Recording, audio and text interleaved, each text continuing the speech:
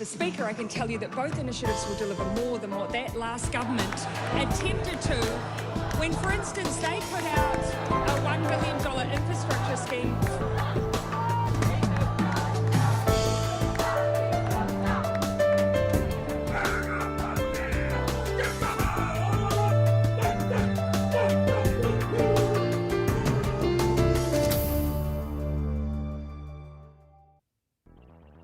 Tēnā koutou, I'm Selwyn and welcome to A View from Afar. And today we are joined by political scientist Paul Buchanan, and we will discuss how security threats present themselves, often in a multitude of forms. And this week we look at the threat that mixes belief with nationalism. This threat is most obvious in its homeland, where the movement was conceived, but its devotees have migrated to countries all over the world.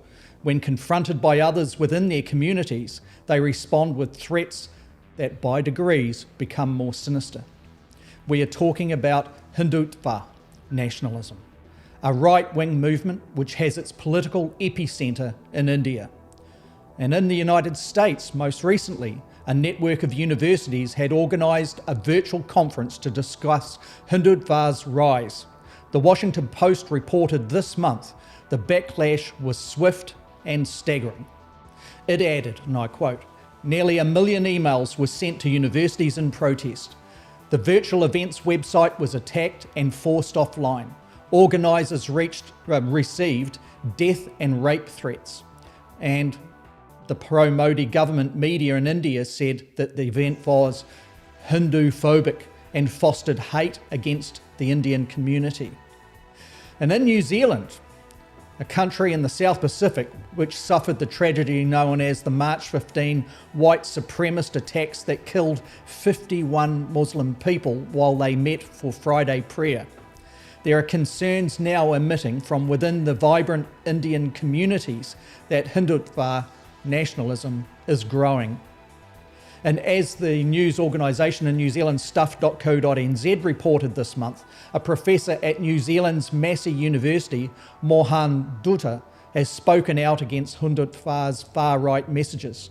Professor Dutta has received hate messages relegating his concerns as promoting Hindu phobia. And again, as Stuff reported, Professor Dutta has received threats such as, "You bootlicker, you brown servant, if you were in India, you'd be burned."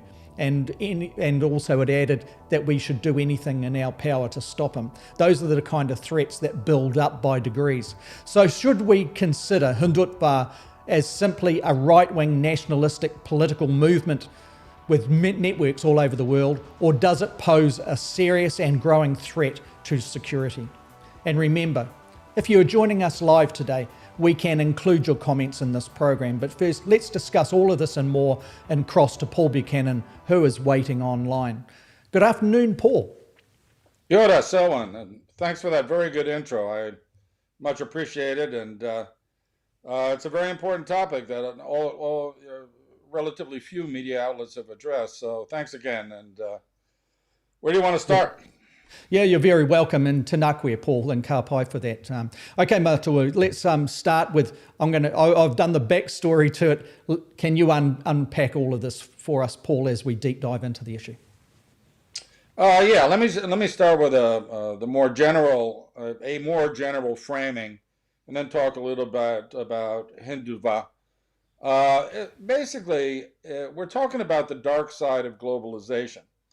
Globalization in its present incarnation has involved the usual expansion of trade and cultural exchanges and that sort of thing, things that we've seen repeatedly throughout history. But now with the advent of modern telecommunications, transportation, and the like, what we also see is mass migrations of people from their countries of birth to other places, not necessarily refugees. I mean, people who are just moving around the world to pursue their economic fortunes and that sort of thing. And normally we think of this as a good thing, right? Immigration enriches, countries and what have you.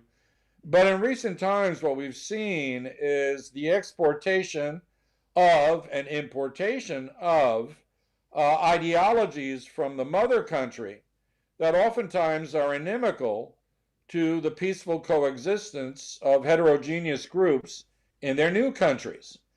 And this is an example of it.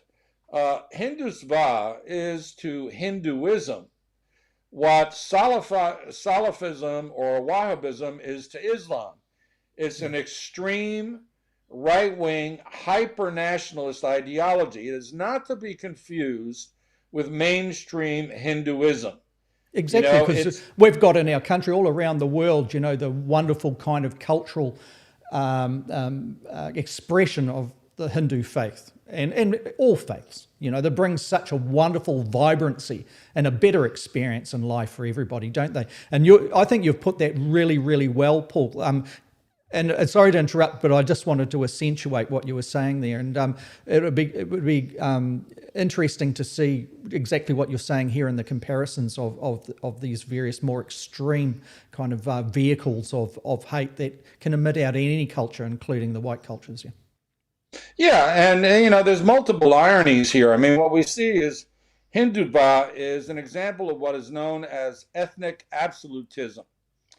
And ethnic absolutism is the belief that a particular ethnic group, defined by their physical characteristics and their belief systems, have exclusive claim to a certain geographic territory. And Hindutva, which originated in the early 20th century in opposition to British rule, believes that India is a Hindu-only country. And they want to drive out all non-Hindu believers, particularly Muslims, but also Christians, out of India. And it happens to be that the current leader of India, Prime Minister Narendra Modi, is, I won't say that he's Hindutva, but he is a right-wing Hindu nationalist. He's about as close as you can get without being part of that movement. His own political party, for example, has open membership that is it celebrates Hindutva's impact there, doesn't it? Yeah. I mean, basically, Modi is a Hindu national populist. The Donald Trump, if you will, but with a serious ethnic absolutist approach. And he has history. When he was governor of Gujarat in the early 2000s, hundreds of thousands of Muslims were killed in ethnic violence, and he did nothing because most of the killing was Hindu on Muslim. So this guy is not a nice guy, and yes, he's the Prime Minister of India. But here's where things get interesting. What we're looking at is ethnic nationalist globalization, but its dark side, in the sense that now these diaspora communities are bringing their fights from home to their new countries. And then, and here's where Modi has a lot to answer for, they are encouraged, how could I put it? The groups, let's say Hindu groups in New Zealand and the United States, are encouraged by the Indian government discreetly and indirectly, so they can maintain plausible deniability and distance from them, to impose via intimidation a uniform view of the world from an Indian perspective. No dissenting voices, let's face it. There's a lot of moderate Hindus, there's a lot of non-Hindus, there's a lot of secular Indians, who would, in a democracy like New Zealand, should be able to speak their piece. And they're now being intimidated by their fellow Indians who espouse this extremist ideology. So I have major concerns that this is going to turn into acts of violence within the Indian community. Remember that one of the tenets of Hindutva is the purge of Muslims from India, and I can see that translating here. And there are indications in Europe that Hindutva adherents have approached right-wing white supremacists out of their common Islamophobic beliefs. They're going to share info and that sort of thing. So my concern is multi-level, but one of them is that, as we've seen in the last decades, the intelligence and security authorities in liberal democracies, and I'll talk strictly about New Zealand here, have been playing catch up with terrorist threats. No one apparently saw 9/11 coming. Certainly here in New Zealand, no one did. And what were the major threat assessments on the 10th of September 2001 were immediately changed to, we got to watch out for homegrown jihadis when there were none. Then they spent the next 15 years worried about jihadis, and meanwhile white supremacy was building up steam here in New Zealand. And even though the perpetrator of the Christchurch massacre was an Australian by birth, let's just say that some of his belief systems were nurtured here on the South Island of New Zealand, and yet that was missed entirely. So I'm hoping the authorities are on to the potential threat. Now, the problem here, again, from a liberal democratic point of view, and I'll leave you for the time being with this, is this Hindutva movement it's not a terrorist group. It's not like, I'd be willing to bet they have cells. Again, these guys are thugs. But they haven't organized, as of yet, into an identifiable group that the authorities could designate as a terrorist entity. They're more amorphous. And here's the final point.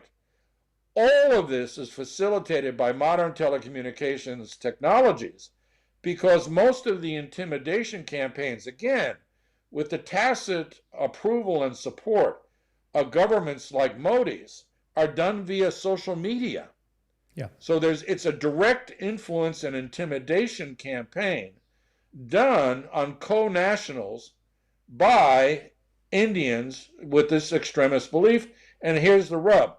India is not the only place where this sort of, extremist nationalism or ethno-nationalism originates from. There are other countries with authoritarian-minded, if not outright authoritarian leaders, who are doing much of the same.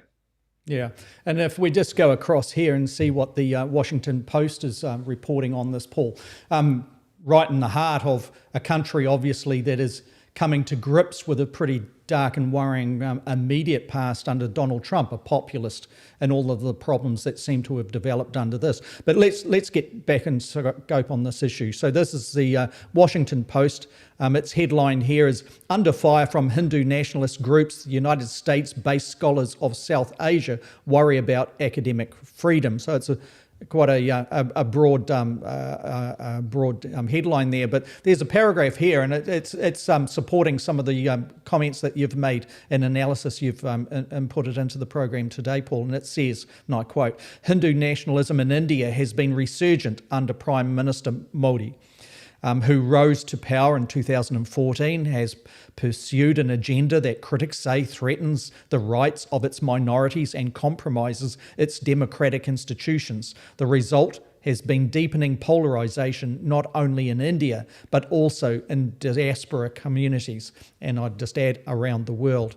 So that's the Washington Post. If we just go across to, in New Zealand, like we cited in the introduction, Paul, the stuff.co.nz published a piece this month, October the 3rd, 2021, and the headline is, "The Rise of Hindutva and Hate in Aotearoa, New Zealand's Indian Diaspora."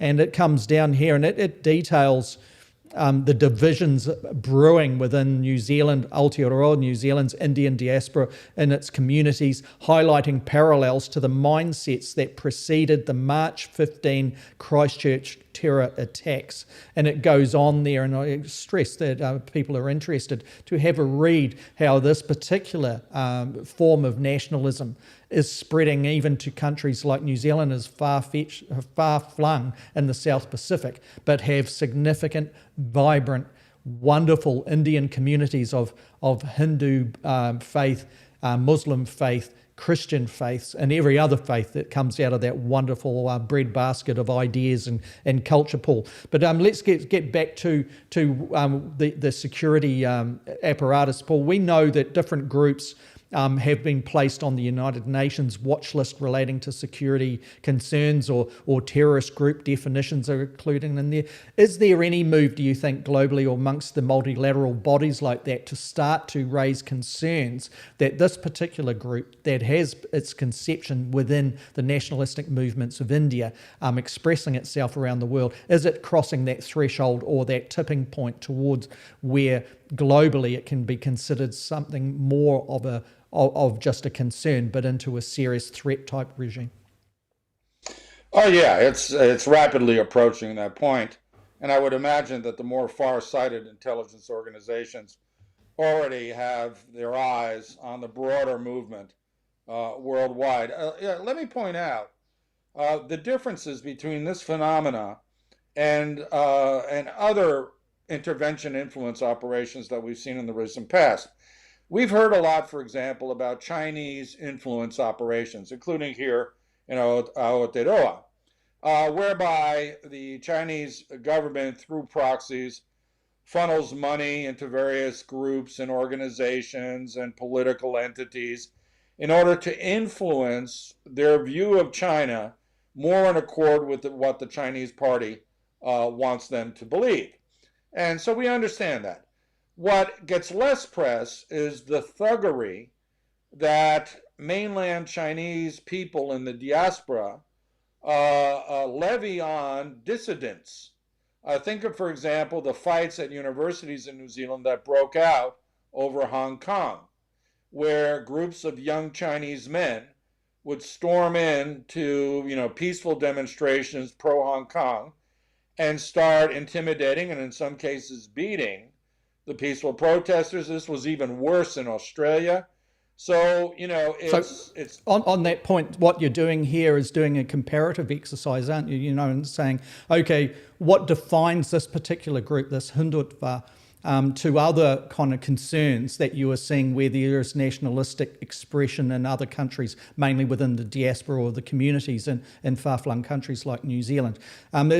So you're picking up that the method of intimidation, the method of response to it, various groups' own community, if you like, where that community resists, there is a common ground there. There's a common type of tactic.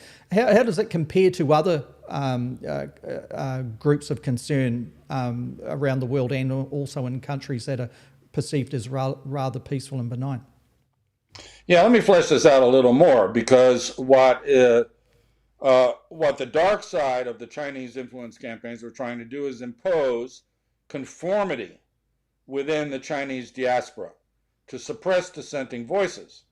And Hindutva does exactly that within the Indian, without the heavy hand of the Modi government being visible. And I'll get back to that in a second. Let's think of another type of direct intervention campaign.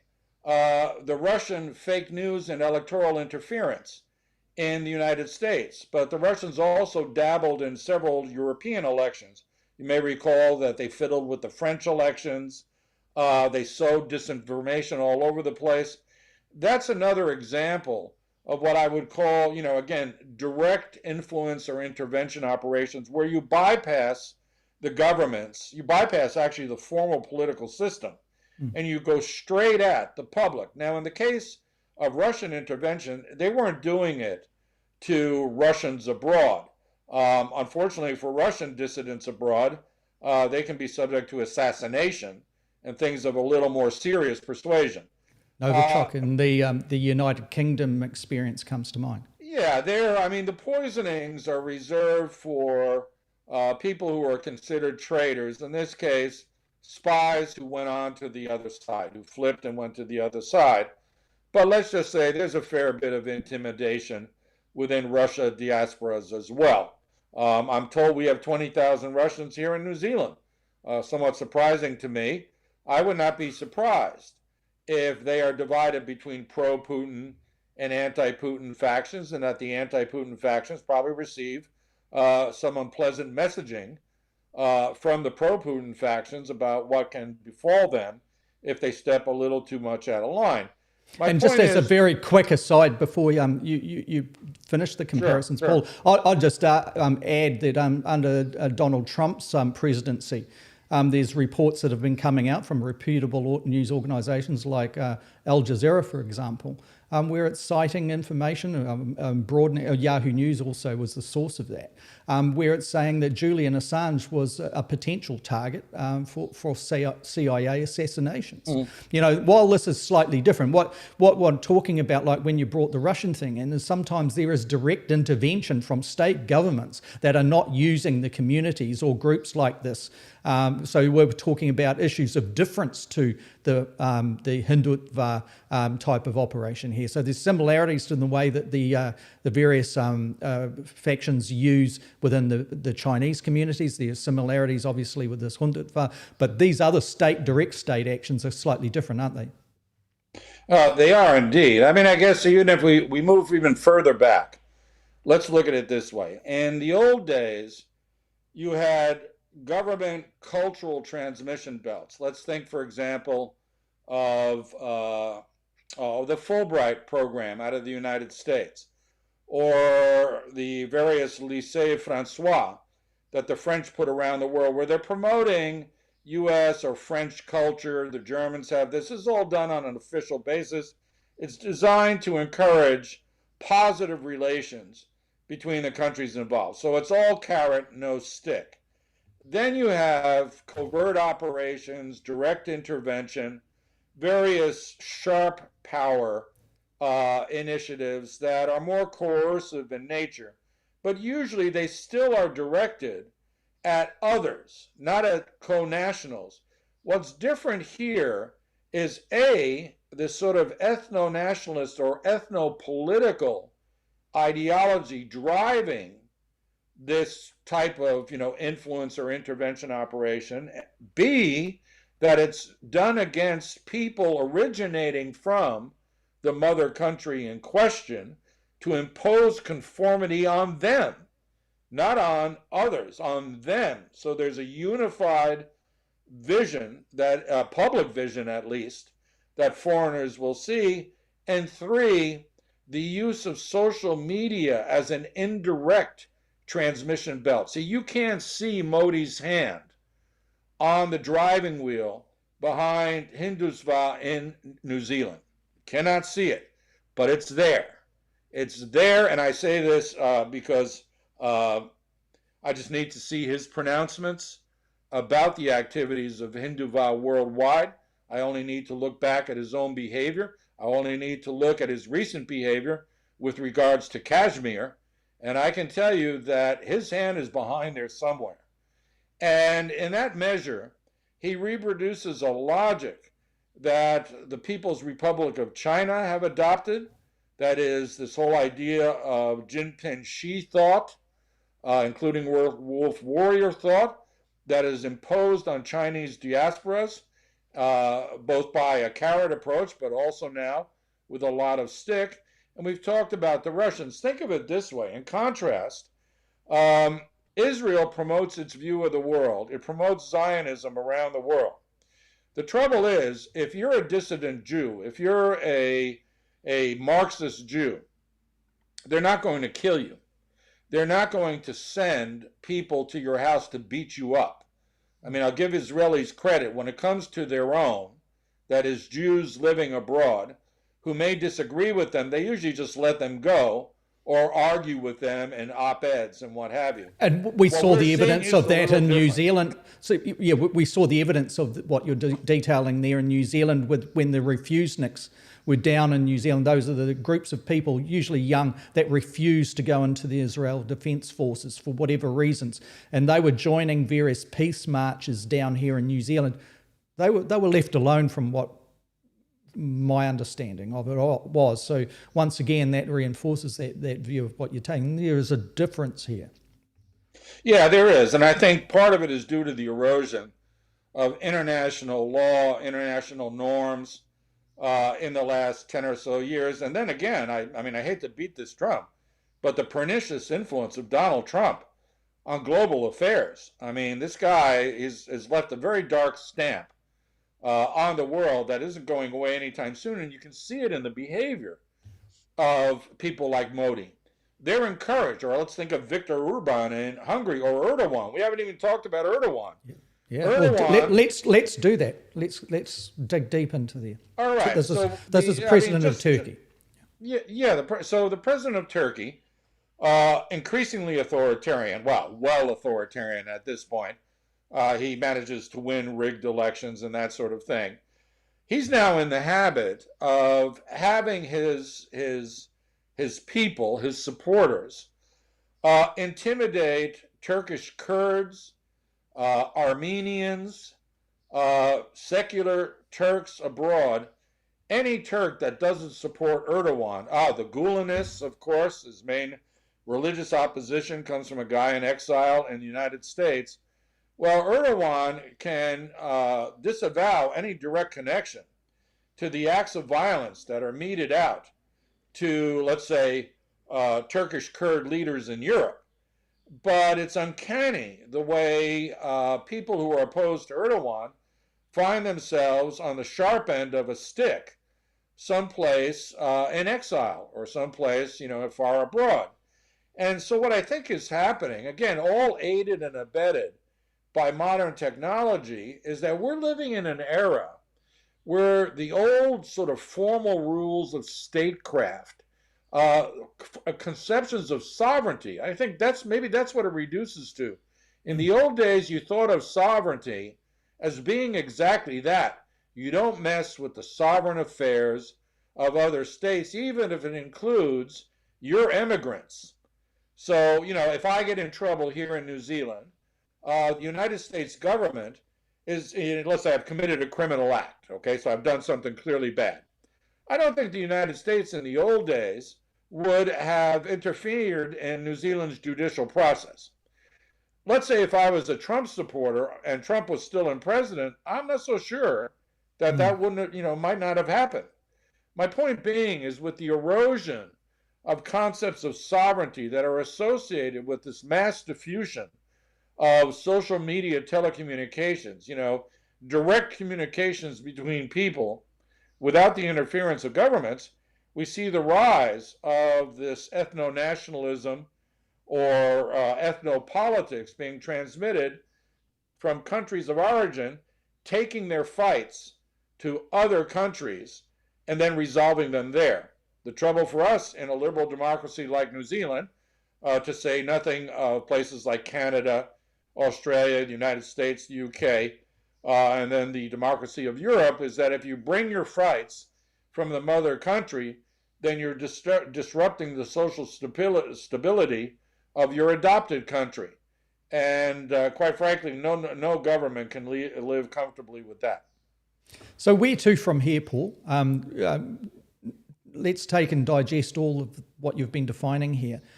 What do you think is the next step? Is it a situation, for example, where Hindutva can intensify for whatever reasons, and would it be intensified due to the need or requirements of its political supporters back in the mother country? Or are there other more local kind of trigger points that can occur? And on the back of that, I just put the question, how do you think the security agencies will move to get ahead of this issue that is clearly starting to get a lot of attention outside of the Indian communities? Well, that actually is the good news. I think that the response has to be at least twofold. And again, I think we may be seeing this. It's interesting we're having this conversation. Maybe that weighed on my thought when we were preparing for today's show. They're in the process of creating here in New Zealand a center for basically the study of extremist violence and terrorism. And I'm interested in that center for various reasons. And part of it is to address the root causes, how to act proactively rather than just reactively to acts of extremist violence and terrorism. And so I think, okay, what are we going to do, excuse me, with these Hindu-style guys here in New Zealand who have committed acts of violence, who have issued death threats? They seem to like to use rape as a threatening device. And I think, okay, the first thing you do, you do community outreach. And you go to the leaders of the Indian community, most of whom are Hindu, and you say, okay, we simply cannot have this here. Okay, we cannot have it. Now, some of you are New Zealand citizens, and so, we will deal with you as citizens if you move into acts of criminality. Some of you are not citizens, and you need to think about your immigration status when you start threatening people and doing things of that sort. We'll take a little closer look at you because, quite frankly, that doesn't pass the good character test, which all of us had to undergo in order to become dual citizens. And so I wouldn't be subtle about it and say, you're bringing your fight here, but we don't have any dog in that fight. Okay, we're not, this is not part of us. It's inimical to social cohesion, so knock it off and speak to the community leaders. On the other hand, diplomatically, I would engage in private diplomacy and call in the High Commissioner from India and say, whether this is indirect or not, we cannot have Hindu extremists repeating their fights here in New Zealand. Okay, we cannot have that here. It's bad enough that it's occurring at home, but that's your sovereign decision. I mean, we will not interfere, even though we don't like some of what's going on back in India. Do you think that would have an effect in a positive sense on this? Well, it's done quietly and said, this can jeopardize our ongoing good relations. Now, pragmatists in the Ministry of Foreign Affairs will say, no, we're not doing that because we have a bilateral free trade agreement on the back burner with those guys. We have various security arrangements that are not quite visible to the public, but India is part of our networks. We don't want to jeopardize that. And I would say true, and that's why you've got to be very diplomatic. That's why you're being paid the big bucks. But you've got to tell them, it's basically this: don't bring your fights here. All right? It'd be as if me, being nominally someone from the northeast of the United States, came here and started pick and fight with redneck Southerners who came down here because they liked the Confederacy and Donald Trump. And we start having violent, conflicts in New Zealand. I don't think the New Zealand authorities would appreciate that. It's bad enough where we have cultural kind of clashes, like the Trump version of free speech, for example, that seem to wash over into the New Zealand thing. We clearly in a country like New Zealand, and having lived here obviously born here and lived here for much of my life, there's a situation where things do show up very quickly. And when this issue came up, Paul, and you introduced me to this concerns, I then started to connect dots, and I've been hearing it from people of which I respect and engage with from the Indian communities that have been talking about this, but in more polite terms, perhaps, which is often the Indian way, isn't it? So if we just have a look at what I'll do is Craig Burns over in Australia has made a comment here, and I'll just bring it up on screen. And he says, Paul, Imran Khan, that's the president of Pakistan, of course, and Pakistan and India, let's just say, do not enjoy civil relations much of the time diplomatically. So Imran Khan has been saying for a long time this Hindu view is the major threat to peace in Asia, especially in the tensions over Kashmir.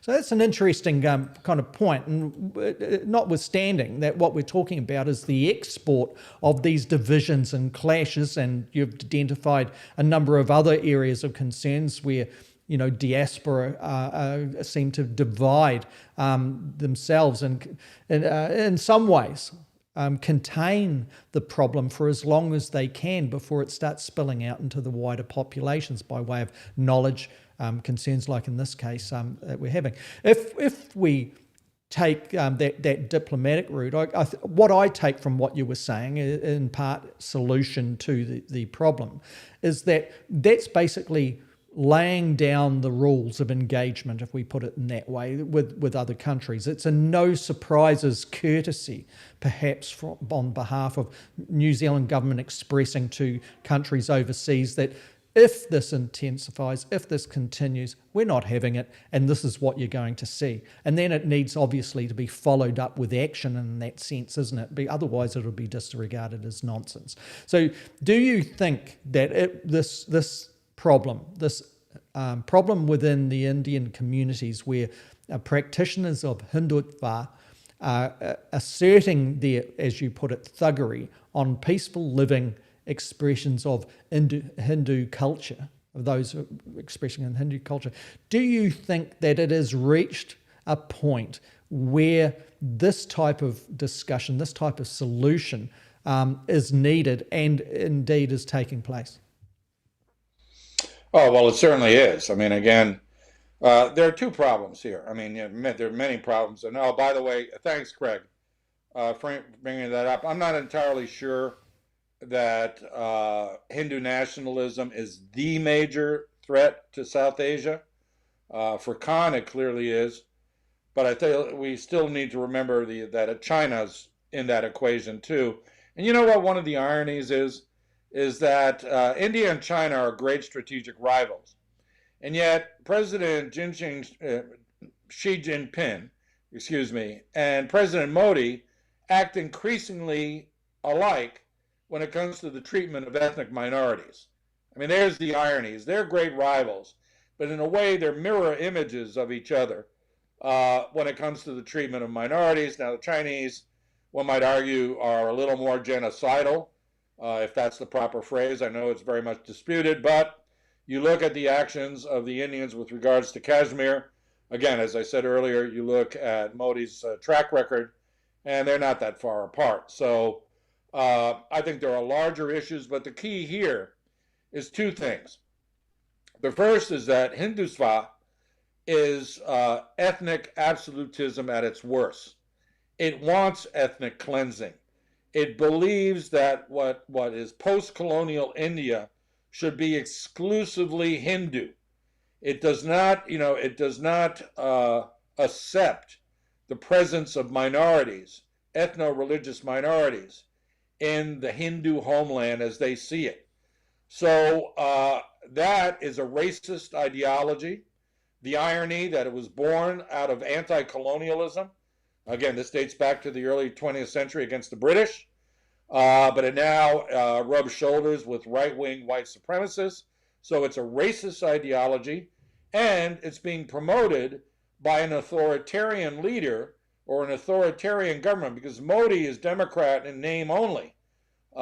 This fellow is increasingly of the sort of Trumpian, Duterte, Bolsonaro, Erdogan persuasion. He uses elections to consolidate his power. So that combination of ethnic absolutism and authoritarian, sort of power drives translated into ethno-nationalism in the diaspora is inimical to the internal affairs of the recipient countries. And that is the bottom line. These fights are interfering with the peace and tranquility of the host countries. And that is simply not acceptable, be it in Canada, be it, be it in Montenegro. Not that I want to bring up Serbian nationalists and all of that, but, the point simply is, perhaps we will in the future. You brought fights that we have nothing to do with into our living rooms, into our communities. And again, we have nothing to do with it, but more importantly, we completely and categorically reject ethnic absolutist ideologies of any sort, because that's inimical to consensus building and compromise that is required in heterogeneous demographics such as the one we have here. So I think we just make it an internal security issue.